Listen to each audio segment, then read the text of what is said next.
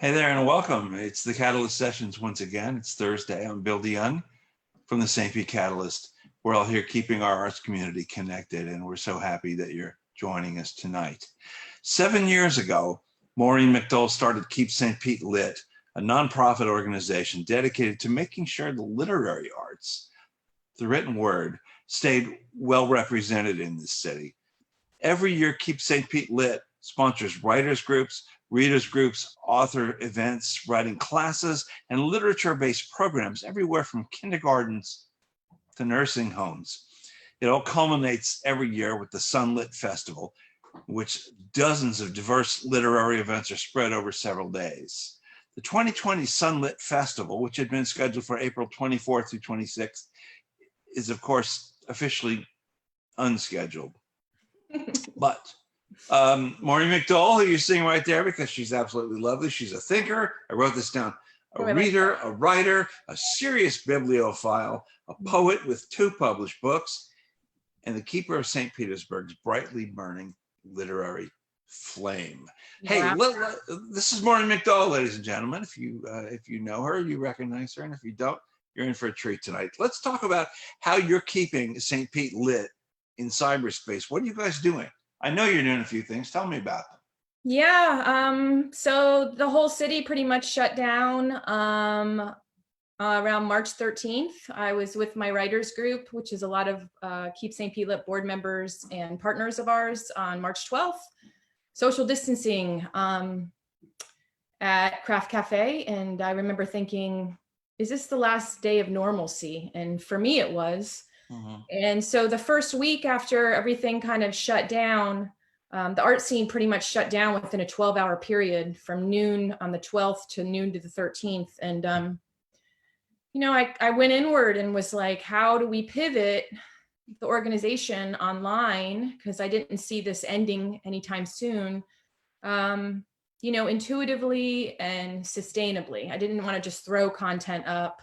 I didn't want to get kind of back myself into a corner. So we had already been working on getting our classes online. It was a part of our mission for the last 2 years. It just didn't manifest. And then, so we're working on getting all of our classes online, hopefully within the next week or 2. I reached out to all of our teachers that have been teaching with us at the Maureen Arts Center for the last almost 5 years. And we moved our monthly poetry open mic to weekly. We go live on the Studio 620's Facebook page on Wednesday nights. Wednesdays, yeah. Yeah. The Studio 620 is the venue where we have the poetry open mic. So that's where we reached out to him and decided to do a Facebook Live video. We were just going to do one event, but Bill Johnson Green, who works at the studio, and Sarah Reese is a local poet. We all live in the same building.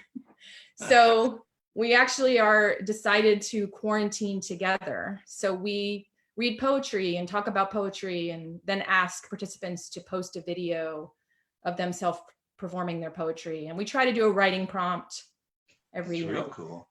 Yeah. Yeah. That's through the Studio 620's Facebook page, right? Yeah. Yeah. And then we share it to Keep St. Pete Lit. And we're still doing our book club through Zoom. And then I started an online interview called Typewriter Talks, and I'm interviewing local writers. So I watched that one. I saw it today. Yeah, I've always wanted to do it, and I just I thought maybe to do it in person, like with like the Actors Studio, how he just passed away, James Lipton. James Lipton, yes, James Lipton. Yeah, and and he just died. God rest his soul. He just died. So yeah, I loved the Actors Studio. So I always thought that would be neat to have kind of an Actors Studio with writers. Yeah. And then so I started it. So I have 2 more writers that I'm interviewing this weekend, and so the goal is to put out 1 a week with interviews. Does that come up on the Keep St. Pete Lit Facebook page? Mm-hmm. Yeah, it won't be a live interview. It'll be a Zoom video. Then you can kind of edit it and.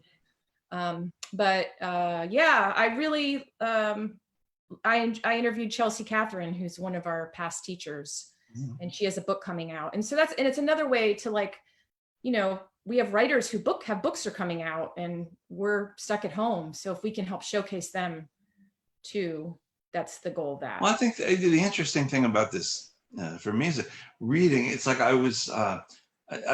Carrie Jadis is a friend of yours, and we were talking the other night Yeah. in this very place about how painting, the act of painting, is a solitary exercise. Yeah. So is reading. But Yeah. what you've done, so we could all be in isolation and reading forever. What you've done is made this more inclusive, more of a group thing. Yeah. And isn't it more of just like-minded people who want to talk about, reading, and want to talk about writing and talk about the mechanics of it, and how it makes them feel, Yeah. and the importance of it in their lives. Yeah. That's what's so interesting about how the kind of poetry open mic has morphed. To be there with Denzel and Sarah, we're all just like riffing off each other. We were talking about dreams last night, and like what they mean in relation to poetry, and then reading poetry, and we all know each other so well. So we're able to kind of pick up, but we know what the other person means and is saying. And I wouldn't have had that opportunity otherwise, because when we have the poetry open mic at the Studio 620, it's really 2 solid hours of, there's 80 people that sometimes attend that. Yeah. And we have like 34 poets that read. So there isn't that time to like, riff about poetry or talk about it. So I'm really excited about that. And then also, as I said, I've always wanted to interview writers and kind of get in their brains and see. And it's also good for writers to see that there isn't like one way to be a writer. I think we tend to think that you have to do a certain set of things and then you can become, Stephen King or, Craig Margaret Atwood, or everybody's totally different in their process. That's for you, Craig. Well, what did you say? I said, or Craig Pittman, and Craig Pittman, yeah. Wanted to give him a little shout out there. We can't all be Craig Pittman. We can't all be Craig. Yeah. So. Yeah. Hey, I want to wind the clock back a little bit. Yeah. Your grandfather was Captain Wilson Hubbard, which a lot of people in this area will remember. He was something of a St. Pete legend. Mm-hmm. You want to give me the short version? Tell me a little bit about him. Let's connect this. Was it? He was on WTVT Channel 13 for a long time. He's a fishing guy. Yeah. I still have the typewriter that he would type out the weekly fishing reports and send it to the St. Petersburg Times, and they would publish it. So, he's part of the old guard back when St. Pete Beach was, dirt roads and one cop. And he grew up in a carnival, and his family would winter here and a little bit north, I believe. And then the Great Depression hit. This is the mythology that I know. And then his father became a concessionaire at the Mary Pier at the time, because he was a barker in the carnival, my great-grandfather. And my great-grandmother, the train was going through West Virginia, the Carney train. And I guess she was bored with her life and thought my great-grandfather was cute and jumped on the train. They got on the train. Yeah, she became head and palm reader at the carnival. So my grandfather was born in the carnival. And then when he, with his poker winnings in Cairo, because he was in the war, he purchased a hotel in Paso Grill for my grandmother, married my great-grandmother, and then married my grandmother, and started seeing people fishing off of the seawall, and thought, I could get some rowboats and some cane bowls and start something. Sound familiar? He was an entrepreneur. Yeah, it's like the story of the St. Pete Catalyst in miniature. Yeah. I mean, he saw a need and, had the gumption and just try it and see what happens. And I think I know I've inherited some of that. And then also that Carney aspect where, he had very charismatic, very handsome, powerful person. Well, he developed, to sort of fast. I'm seeing a hand in the corner there. Somebody's coming into your room, I think. Oh, it's my daughter. Hey, Lily. Yes, you can. She's asking to go next to her. Do you want to say hello? Hi, Lily. Say hello. You're on live. Come on. Hey. Daughter, hello. How are you? Cool. Yeah, it's all part of this, right? Absolutely. Yeah. We're at home. You're at home. He started a fishing empire, if you will. Yeah. And along with people like Ted Peters, for example. I mean, these were kind of the I want to think the 40s and the 50s who kind of started businesses. 1920. St. Pete Beach. 1920. Sorry. Yeah, 1929 is when. He was here that early. Yeah. And my grandmother came down here when she was 11 from Chicago. So she grew up in the beaches of Chicago. Her father was the head lifeguard. Wow. So they had 8 children, and they were living in what was called Pine Key, but is now Tierra Verde. And the Bayway Bridge wasn't built. So she would row across the channel to take her kids to school. And after the 4th kid, she's like, I'm not doing this anymore. And they moved to the mainland. They homesteaded St. Pete Beach. And there's a big white 2-story house on Casablanca Avenue right across the Cesar. And that was the family house. So I grew up with the pink castle in my, when we lived there or stayed there, in my, consciousness. I was the Don we're talking about. Don, yeah. But what I remember from me, because I grew up in St. Pete too, and I remember him and the old Hubbard's Pier out there on Pass-a-Grille. Yeah. And this is long before he developed John's Pass, didn't he? Yeah. Didn't he build John's Pass Village? He was one of the principal people involved. Yeah, my father actually built the original Friendly Fisherman restaurant. The bones are still there. It's been added on. Yeah. And they moved up there in 1979 because I was born in 74. Mm-hmm. So I believe that's right, that timeline. So they built the restaurant, and then they moved the marina up there to have more land. And because I believe they were just renting at the Mary Pier, and this is the way they could buy it. And it's still in operation. I mean, not currently during this reality, but yeah, my mother ran that restaurant for 30 years. Wow. And my so you grew up in that environment. I grew up in John's Pass, 100%. Business and pleasure boating and hard work and a lot of seafood, I imagine. Yeah. At some point in your life, though, Maureen, you became, not only a voracious reader, but a poet as well. I mean, do you remember when you fell down that particular rabbit hole, or looked like you were about to? I always read. My father is a huge reader, voracious reader, as you said. Oh, my phone. My mother, I told you, my mom, didn't I? Hey, Mom. She still got through. She still got through. Sorry, everyone. I knew I would hear, she would sense I was being interviewed and called. Yeah, there you go. She lives downstairs, my mom. So my father really turned me on to reading and writing. He always had books around. And he was a very complicated man. He's definitely a literary figure, a curmudgeon,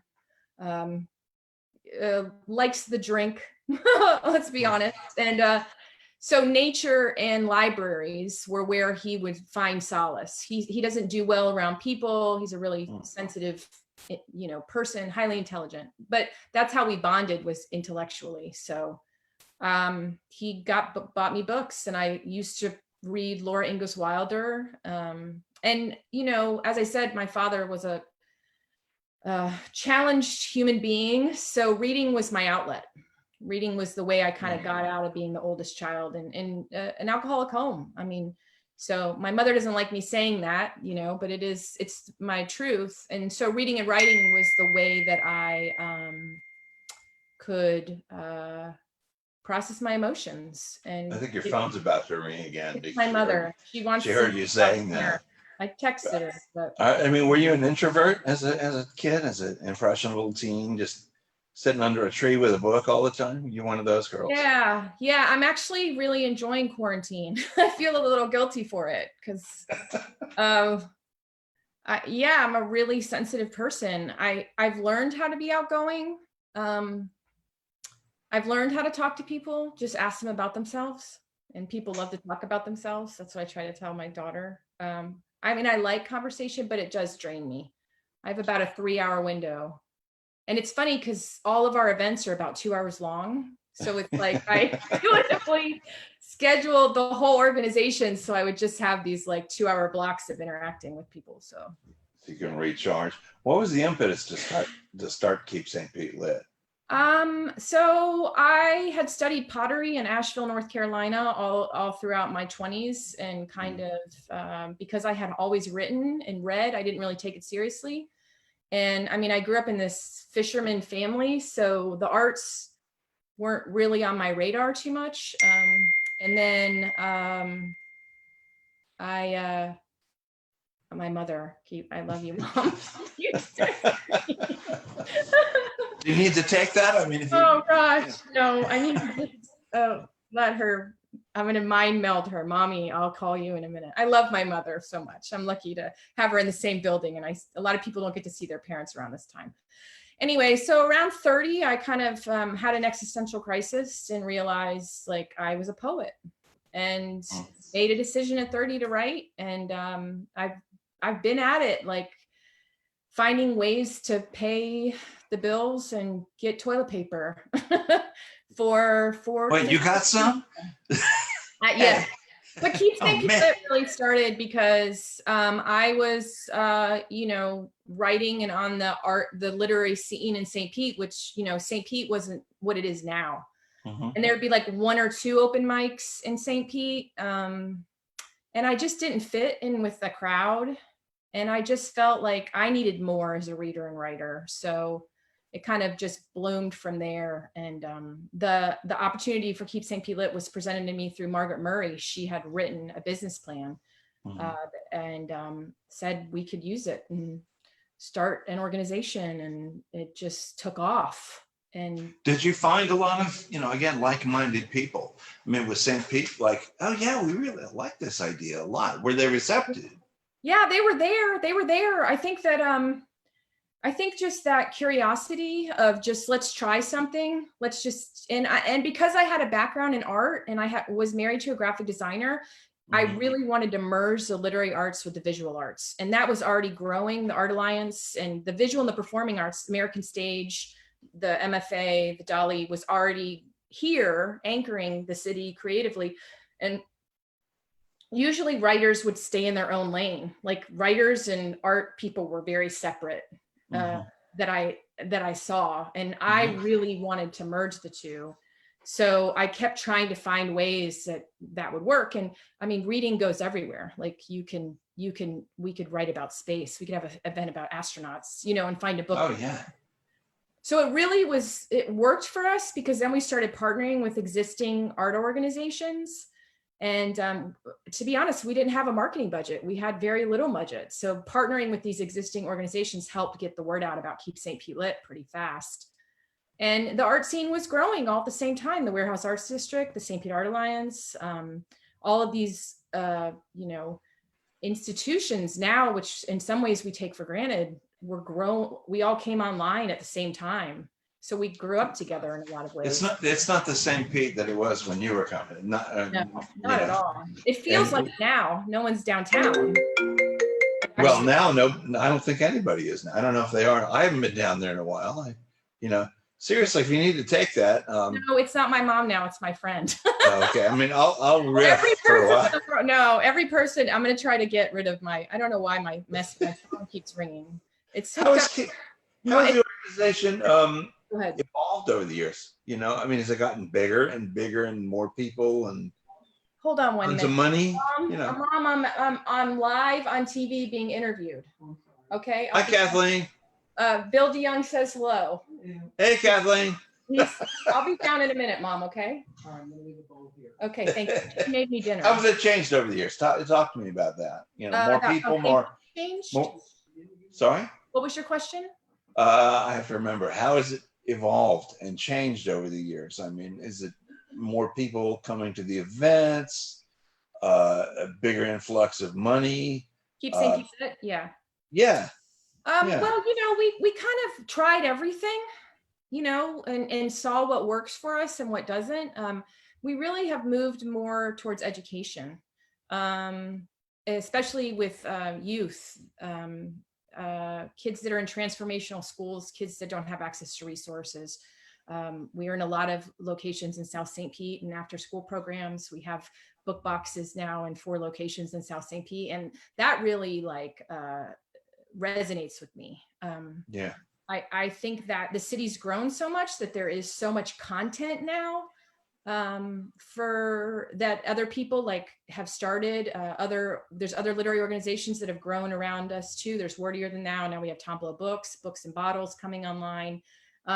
So they can kind of take and create a lot of content, and we can kind of pivot and focus a lot on education. I mean, we still have our book club, we still have our poetry open mic, we still have our storytelling open mic, True Stories. We have our touchstones where we engage. Oh, True Stories. Yeah, that's really Yeah, True Stories. Yeah. Yeah. Sure. She's been doing that with us for almost 4 years. She Oh, puts she's hilarious. She's great. Yeah. Yeah. So, it's just figuring out what works, and and also where's the funding, because it's an organization, it's a business, you have to support the people that work for you. And so it's just been interesting. I feel like we have a really good model right now. We're talking about creating even more opportunities for writers too. So it's not been announced yet, but it's something I've always wanted to do. And that's what's kind of great. Cool about this time. It's giving opportunities that, as I said, I'm a really sensitive person. I didn't really have the bandwidth if I was having meetings all day. Oh yeah. To kind of put the energy towards some of these ideas that planning. Yeah. I mean, how do you see the future looking? I mean, obviously there's I guess there's not going to be a Sunlit Festival this year. Not this year, but we have another wave to engage people that we're going to come online in the fall that'll like circle around the whole year and then help promote Sunlit. And it's okay that it is a major fundraiser for us, so that's hard. It is a major way to connect with the community, but you have to roll with it. You have to figure out a way to pivot. There's, if you get too stuck in what isn't happening instead of focusing on what's the solution, then an organization can sink. Yeah. I'm hearing variations of that from almost everyone. Yeah. And it's almost daily or every couple of days you have to pivot in a slightly different direction because nobody knows. Yeah. Nobody really knows anything, which is kind of how we all came into the world anyway. I got one last question for you. Okay. What do you get out of writing poetry on a personal level? What does it do for you? Why do you do it? It's like a high. It's like it just makes me feel connected to everything. It makes me it's like all parts of my brain can be activated. It's a different hat that I wear than running an organization. And I like having both those options. I think that just being a poet and not running an organization at this time in my life I wouldn't be as satisfied as I am, because I really like helping my community. And poetry is it's a calling. I don't know how to say it. Like, I don't think people say, oh, I'm going to be a poet. It's like, you just have to be a poet. So I just feel like it's a way to connect to everything. It's a way to connect all the dots. It's a way to heal. It's a way to process. It's a way to help. Yeah, I just, and like, I'll read a poem that someone else has written and it gives you goosebumps. Like, how often does that happen? So yeah. And I have to write. I mean, if I don't write, I get waterlogged and I feel I don't know who I am. It's like my GPS gets offline, even though I'm out in the world doing things. If I don't like sit and write, I just get waterlogged is the best word for it. Well, I mean, it could it not be a matter of you have to put on a certain facade to go out and be this public person. Miss Lit, I call her. Miss Lit. Okay, well, I'm going to always call you that from now on. But I mean, it's sort of like when you write, you can take that mask off. Oh yeah. Side, right? Isn't that the idea? Yeah. This is neat. Yeah. Yeah, but the goal is, I think that I'm realizing now, because it's been 7 years since I started Keep St. Lit, and I really haven't had a moment to like process it. I've had some time off, but it was like, I'm taking time off. It's not like this is time to really reflect. And I am in a place of privilege that I can do that. But it's really good to kind of see, like, I do miss aspects. I have time right now where I could just write and I can move classes online and we could just kind of maintain what we've been doing. Because fortunately the organization can pivot online pretty simply. And also we don't have a brick and mortar, and most of our employees are, contracted so we're, able to pivot easier than I think a lot of people, but I still am coming up with ideas for Keep St. Pete Lit. Like, ooh, let's try this. Ooh, let's do this. So just being the solitary poet isn't enough for me at this point in my life. Maybe you can't later. turn your brain off. That's what it is. No, and I can see how to do it. And I'm already talking to people to partner, and let's try this and let's do this and this will be fun. And, so. Would you consider reading something for us to take us out tonight? Because Sure. do you have one of your books handy there? I have it. I have a poem. It's actually my third book. The manuscript is with a potential publisher. Oh, nice. So this is one of the poems. I actually wrote it. I believe it was the last gasp that David Warner, when he was running Creative Loafing, used to do this big event called Gasp at the Tampa Museum of Art. Yeah. And Alex Katz, an artist, had this image of it was a woodblock of all these irises, and it was titled Flags. And this poem's inspired by the idea of flags and like, what does this country mean, and what does it mean to be in this country right now? So and it's a list poem, so it's fine. I'll read it. So it's called Irises. 1. This poem was supposed to say everything. It would be the balm to heal all our hurt. It would seal the divide in our country and stitch together our grievances. Poetry is that powerful. Do you believe me? You know you want to. You do. 2. We are all walking around wounded. Some people's wounds are louder and brighter than others. They are flags attempting to claim their sovereignty. But sometimes they only announce their hate. I want to ask those who wave flags of intolerance, why are you letting the monster grow within you? Don't you know if you feed it, you give it life? You then become the monster. The monster is not outside you, it is you. 3, let me be clear. There isn't one right way to live, but the iris whispers faith, wisdom, hope, and valor are good places to start. 4, you fear getting comfortable. There's a guilt that wasn't there before. You know you must do something. You love your country. You now feel like a refugee. The scenery has changed. Your country is living a story that you wouldn't write, let alone read. The great God of fate has said, set change. Everyone now needs new costumes when you were just getting comfortable in your own. 5, the iris was named after the ancient Greek goddess Iris. Her rainbow robes were said to connect heaven to the earth. If only she could come to us now and transform our frustration and fear into the colors of love. 6, there are many people more vulnerable than you. You know this. You are not special, but you are kind. You are a good parent. You give back to the community in every way you know how. This has to be enough. This poem has to be enough because it's the best that I could do for you right now. Thank you. Thank you. Maureen McDole, always a pleasure. And remind us what the website is, keepstpetelit.org. Yeah. Usually, if I remember it, I'll get it wrong. And I've been doing that. Good. It's good to see you. Good to see you too. And for those of you watching tomorrow, Friday's guest is Pete Merrigan from the Mad Beach Band. Oh, how awesome. Pete is great, and he's going to do some tunes for us. And this is very special, Maureen.